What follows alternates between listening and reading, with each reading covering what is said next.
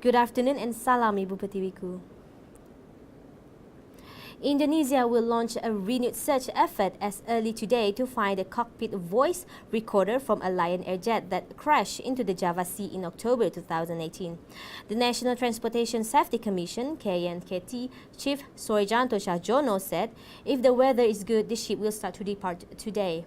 The world's first of a Boeing 737 MAX jet, the JT610, was lost 13 minutes after it took off from the capital Jakarta and killed all 189 people on board. Investigators last week said they plan to use a Navy ship for a fresh search for the crashed jet, a second black box, after a 10-day effort funded by Lion Air failed to find the cockpit voice recorder, but the flight data recorder was recovered 3 days after the crash. Dutch officials will provide free legal advice to relatives of those killed in the flight MH17 over Ukraine for damages claims. Justice Minister Fred Grapperhaus also said a joint investigation into the tragedy was nearing completion. The Malaysia Airlines jet was shot down over war-torn eastern Ukraine on July 17, 2014, killing all passengers on board.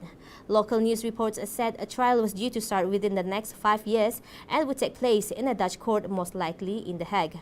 Although 5 countries, including Australia, Belgium, Malaysia, the Netherlands and Ukraine, are investigating the disaster, the majority of the victims on the flight were Dutch. The president of the World Bank, Yong Kim, announced Monday he is resigning at the end of January.